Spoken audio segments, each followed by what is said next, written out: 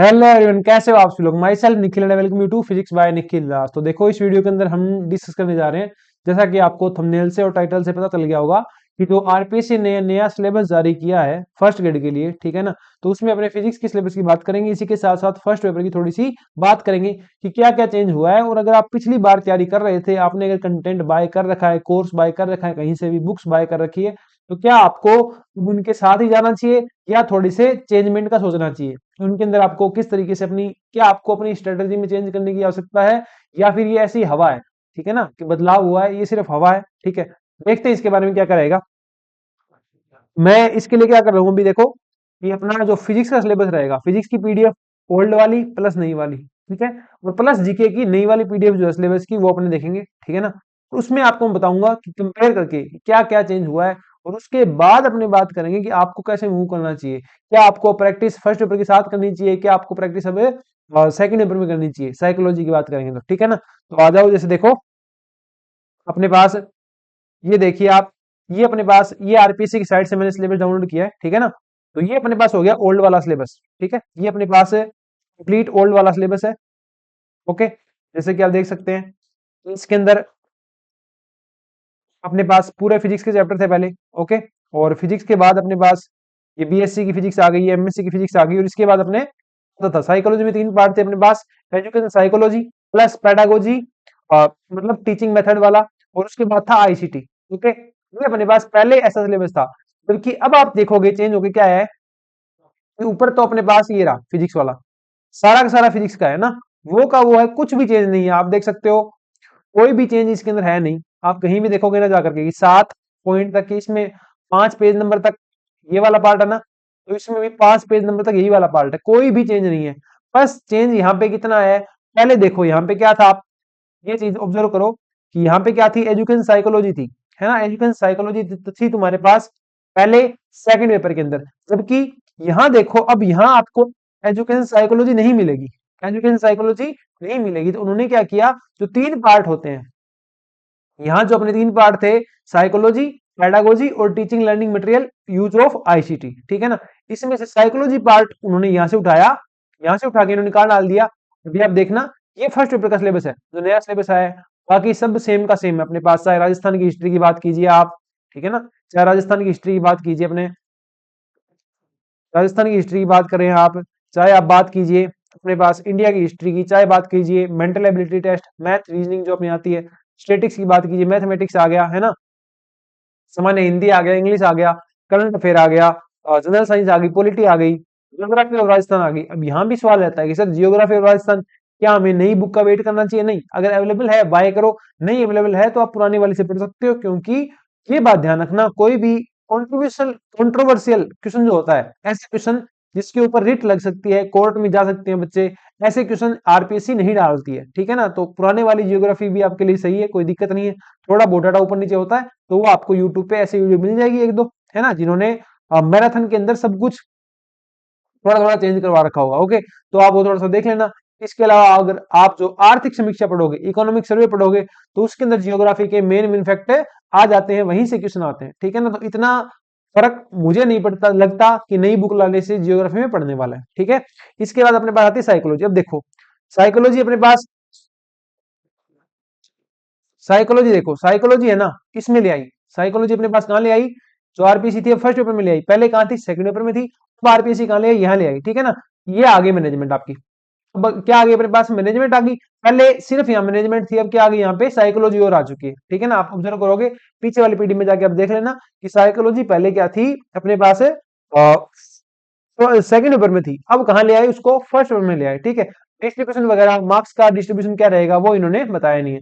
बाकी सब सेम का सेम है, डिट्टो सिलेबस अपना रहेगा, ठीक है। तो अपने थोड़ी सी इसकी बात करते हैं कि क्या क्या कैसे कैसे रहने वाला है और अपने को कैसे करना चाहिए, ठीक है ना। पहले क्या था देखो, बिफोर की बात की जाए तो क्या था अपने पास, फर्स्ट पेपर जो था ना, उसमें आपके जनरल पार्ट थे सारे, हिंदी था, इंग्लिश था, मैथ था, रीजनिंग था, पॉलिटी था, है ना, करंट था अपने पास, मैनेजमेंट था, इंडियन हिस्ट्री था, इंडियन हिस्ट्री था, और इंडियन आप कह सकते हो इंडियन हिस्ट्री था, है ना, और राजस्थान की हिस्ट्री थी, राजस्थान का आर्ट एंड कल्चर था, राजस्थान की जियोग्राफी थी। ओके, इतना अपने पास क्या था, पार्ट था, ठीक है। और सेकंड के अंदर अपने पास क्या था, सेकंड के अंदर अपने पास था फिजिक्स, फिजिक्स आप जो सारी कहते हो 11th 12th, plus BSc plus MSc, और फिजिक्स के अंदर कोई भी चेंज आपके पास नहीं हुआ है, ठीक है ना। मैंने ढंग से एनालिसिस कर लिया है, कोई भी चेंज, एक पॉइंट का भी चेंज नहीं हुआ है। तो जैसे आप तैयारी चल रही थी आपकी, आपको तैयारी वैसे ही करनी है, कुछ भी उसमें बदलाव करने की आवश्यकता नहीं रखनी है। इसके अलावा सेकंड के अंदर क्या था, फिजिक्स के साथ अपने पास पहले आती थी साइकोलॉजी, प्लस अपने पास आईसीटी, प्लस पेडागोजी, ठीक है ना। पहले तीन चीज आती थी। लास्ट बार की बात करें तो इसके 30 क्वेश्चन आने होते हैं, नियमों के हिसाब से बात करेंगे। अब मिस्टेक कितने आते आ रहे हैं, पर पिछली बार 30 नहीं थे, ये लगभग क्वेश्चन थे 20, ठीक है ना। तो आरपीएससी 10 क्वेश्चन इसमें खा गई थी फिजिक्स वाले पेपर की बात करें तो, है ना। और 10 क्वेश्चन वो किसके ऐड कर दिए थे, उन्होंने फिजिक्स के ऐड कर दिए थे। तो ये कोई मैंडेटरी नहीं है, आरपीएससी जितने क्वेश्चन आपको कहेगी उतने ही आएंगे, है ना। आरपीएससी क्या कहती है कि फिजिक्स के अंदर अपने पास लगभग 55 आते हैं, 11 12 के 55 आते हैं बीएससी के, और 10 आते हैं एमएससी के। पर पिछली बार एमएससी के ज्यादा क्वेश्चन थे, ठीक है ना। 11 12 के इतने ही थे, बीएससी के थोड़े कम थे, और एमएससी के आप कह सकते हो 10 क्वेश्चन लगभग ज्यादा होंगे, ठीक है ना। तो इस तरीके का सिनेरियो रहा था। तो ये मेडेंट्री हमेशा नहीं है कि आरपीसी कहेगी उसके हिसाब से चलेगी, ठीक है। थोड़े बहुत क्वेश्चन ऊपर नीचे हो सकते हैं, आपको सारा ही पढ़ना है तो आपको इतना फर्क नहीं पड़ेगा। क्या किया, ये तो बिफोर था। अब आफ्टर की बात करें, आफ्टर के अंदर क्या किया, देखो अब मैं ब्लैक पेन से मार्क कर रहा हूं। क्या किया, साइकोलॉजी को उठा के कहां डाल दिया, फर्स्ट पार्ट में डाल दिया। तो अब सेकंड पार्ट के अंदर क्या क्या है अपने पास, सेकंड पार्ट में सिर्फ फिजिक्स है, और सिर्फ क्या है, आईसीटी और पेडागोजी है। तो इससे प्रभाव यही पड़ सकता है कि फिजिक्स के कुछ क्वेश्चन ज्यादा आएंगे, पिछले बार इसके 20 आएंगे तो अब इसके 20 आ जाएंगे, ठीक है ना। और फिजिक्स के कितने आ जाएंगे, 130 आ जाएंगे, ओके। और पेडागोजी अपने पास है, इसमें चला गया तो ये 5 क्वेश्चन पेडागोजी के, साइकोलॉजी के यहां दे देंगे। पर इससे कोई फर्क नहीं आएगा, क्यों, क्योंकि जो आपका एग्जाम होता है ना वो 1 से 2 दिन के अंतराल पे होता है, ठीक है। तो उस टाइम के अंदर आप इतना इतना भी आप दिमाग नहीं लगा सकते, इतना प्रिपेयर नहीं कर सकते कि आप साइकोलॉजी एक दिन में पढ़ोगे, ठीक है ना। फिर पहले सेकंड पेपर में आती थी तो एक दिन में आप सब साइकोलॉजी तैयार कर ली, फिर फर्स्ट पेपर में आएगी तो आप तैयार नहीं कर पाओगे, ऐसा कुछ भी नहीं है, ठीक है ना। ये आपके दिमाग का वहम है कि इससे कोई फर्क पड़ेगा, इससे कोई भी फर्क नहीं पड़ेगा। उनको साइकोलॉजी के 5-7 क्वेश्चन देने फर्स्ट पेपर में, तो वो कहीं भी दे देंगे, मैनेजमेंट का एक क्वेश्चन कम कर देंगे, हिंदी का एक कम कर देंगे, इंग्लिश का एक कम कर देंगे, वो उन पर डिपेंड करता है, ठीक है ना। आरपीसी कभी भी नहीं बताती कहां से कितने क्वेश्चन आएंगे, ठीक है ना। तो जितने मर्जी लगभग मान के चलो एक एक क्वेश्चन कम कम करके भी देंगे तो साइकोलॉजी ऐड कर देंगे, ठीक है ना। पर इससे आपको फर्क कोई नहीं पड़ेगा। मेरा आपको सजेशन यही है कि आप जो साइकोलॉजी है ये प्रिपेयर वैसे ही करें जैसे आपने पहले कर रखी थी, ठीक है ना। साइकोलॉजी आईसीटी और जो पेडागोजी आप साथ प्रिपेयर कर रहे थे, आप साथ ही प्रिपेयर करें, कोई दिक्कत नहीं है, किसी तरीके की कोई दिक्कत नहीं। इवन की आपने कहीं से टेस्ट सीरीज बाय कर रखी है या प्रैक्टिस सेट बाय कर रखे हैं और उन्होंने साइकोलॉजी को सेकंड पेपर में दे रखा है तो भी कोई दिक्कत नहीं है, आप उनको यूज लीजिए, नया बाय करने की रिक्वायरमेंट नहीं है, ठीक है। नया कोई ऐसा कि सपोज दैट आपने फर्स्ट पेपर की टेस्ट सीरीज बाय कर रखी है, ठीक है, और उन्होंने साइकोलॉजी नहीं डाल रखी, ओके, तो अब आपको हो रखा है कि सर साइकोलॉजी तो है ही नहीं इसमें, तो साइकोलॉजी के लिए हम क्या नई टेस्ट सीरीज बाय करें। तो ऐसा जरूरी नहीं है, आपको बाय करने की रिक्वायरमेंट है नहीं है, जो पहले वाला है आप उसको यूज कीजिए, ठीक है ना। क्योंकि 1 से 2 दिन के अंदर आपका गैप के अंदर आपका एग्जाम होता है तो इतना फर्क नहीं पड़ता है, ठीक है ना। सिर्फ आपकी तैयारी होनी चाहिए, आपके कॉन्सेप्ट क्लियर होने चाहिए। इनसे ये छोटी छोटी बातें हैं, ये फालतू की बातें हैं, इतना चीजों को चेंज आया नहीं है जितना तुम इन बातें करके टाइम वेस्ट कर दोगे, ठीक है ना। तो कंक्लूजन यही है, कोई चेंज नहीं है सिलेबस में, कोई चेंज नहीं है, बस साइकोलॉजी का जो पार्ट था, ठीक है, 5 से 7 क्वेश्चन का, वो आरपीसी ने सेकंड क्वेश्चन से उठा के कहां डाल दिया, फर्स्ट क्वेश्चन में डाल, फर्स्ट पेपर सेकंड पेपर से उठा के कहां डाल दिया, फर्स्ट में डाल दिया। सिर्फ और सिर्फ इतना चेंज है, उससे आपकी तैयारी पे, आपके प्रैक्टिस सेट पे, आपके टेस्ट पे कोई फर्क नहीं पड़ेगा। हाँ, जो नए टेस्ट क्रिएट होंगे वो इस तरीके से क्रिएट किए जाएंगे कि उनमें 5-7 क्वेश्चन है फर्स्ट में डाल दिए जाएंगे, ठीक है। इतना फर्क इससे आएगा नहीं, आपकी तैयारी पे, आपकी मानसिकता पे नहीं आएगा, ठीक है ना।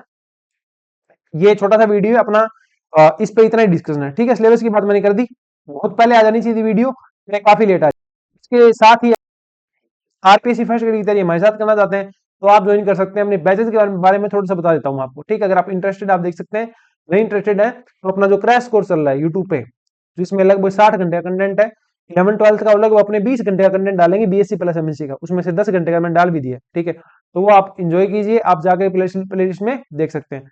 अपने बैच चल रहे हैं RP first grade prime batch, ठीक है। ये अपने पास बीएससी एमएससी का बैच रहेगा, इसमें आपको नोट्स करवाए जाएंगे, लेक्चर डिलीवर किए जाएंगे, और क्या बोलते हैं अपने पास क्वेश्चन प्रैक्टिस आपको मिलेगी, इसी के साथ पीवाईक्यू भी करवाए जाएंगे, ठीक है ना। और सारे के सारे लेक्चर कैसे होंगे, रिकॉर्डेड होंगे, बाकी सारी चीज सेम ही है, इसमें कुछ नहीं है, ठीक है। फीस रहेगी 5,999 किसके लिए, 50 स्टूडेंट के लिए। इसके बाद जो फीस है वो बढ़ेगी, ठीक है। अपने पास तीनों ऐप है, एंड्रॉइड है, आईओएस है, विंडोज है। कोई क्वेरी रहती है तो आप इन नंबर पे पूछ सकते हैं। ये तो हो गया अपना बीएससी प्लस एमएससी का बैच, 11 12 सारी सारी यूट्यूब पे करवा दी। इसके अलावा अगर आपको 11 12 की प्रैक्टिस चाहिए तो आप पीजीटी प्रैक्टिस बैच से अपना ऐप के अंदर है वो ज्वाइन कर सकते हैं। इसमें 11th-12th के असाइनमेंट मिलेंगे आपको, उनके वीडियो सोल्यूशन मिलेंगे। इसके अलावा टेस्ट सीरीज, बात की जाए टेस्ट सीरीज की, तो अपनी टेस्ट सीरीज भी चल रही है, ठीक है ना। अपनी टेस्ट सीरीज चल रही है आरपीसी फर्स्ट ग्रेड फिजिक्स के लिए, और बहुत ही शानदार टेस्ट सीरीज है, ठीक है ना। इसके अंदर अपने 11th-12th के और बीएससी के सारे टेस्ट तो अपलोड भी हो चुके हैं। इसके बाद अपने एमएससी के करेंगे, उसके बाद अपने अपलोड करेंगे किसके, क्या बोलते हैं, फुल लेंथ वाले, ठीक है ना। तो ये test series completely RPSC based रहेगी, ठीक है। इसमें सारे टेस्ट रहेंगे। अल्फा मतलब 11th-12th का बैच है, वो टेस्ट सीरीज है। बीटा मतलब बीएससी की है, बीएससी एमएससी की। गामा मतलब फुल लेंथ है, ठीक है। तो इसमें सारी की सारी आ जाएगी। डेल्टा के अंदर अल्फा भी आएगा, बीटा भी आएगा और गामा भी आएगा। इसकी प्राइस जो रहेगी 1349 रहेगी फर्स्ट 100 स्टूडेंट के लिए। इसके बाद ये प्राइस बढ़ सकती है। In depth analysis after each test, जैसे आप टेस्ट सबमिट करते हो, टेस्ट सबमिट करने के बाद आपको क्या बोलते हैं, एनालिसिस वहीं पे शो हो जाता है। और कोई डाउट रहता है तो आपका ग्रुप बना देंगे, उसके अंदर आप डाउट पूछ सकते हो। ये अपने व्हाट्सएप नंबर रहेंगे, आप इन पे आके अपनी क्वेरी ड्रॉप कर सकते हो, ठीक है। तो इनको डाउनलोड करने के जो ऐप है अपना, उनको डाउनलोड करने के लिंक वगैरह आपको ऐप डिस्क्रिप्शन में और कमेंट सेक्शन में मिल जाएंगे, वहां से आप ज्वाइन कर सकते हैं, ठीक है। इसके अलावा भी कोई अगर आपको कोई डाउट रहता है, प्रिपरेशन कैसे करनी चाहिए, स्ट्रेटजी के बारे में, गाइडेंस वगैरह की रिक्वायरमेंट भी अगर आपको हो, तो फ्री ऑफ कॉस्ट आप जो व्हाट्सएप नंबर आपको नीचे दिए गए हैं इन पे पूछ सकते हैं, ठीक है। मैसेज ड्रॉप कर सकते हैं, आपको लगभग 2 से 3 घंटे के अंदर रिप्लाई मिल जाता है, ठीक है। तो मिलते हैं नेक्स्ट लेक्चर के अंदर, तब तक के लिए thank you, bye bye, take care, bye.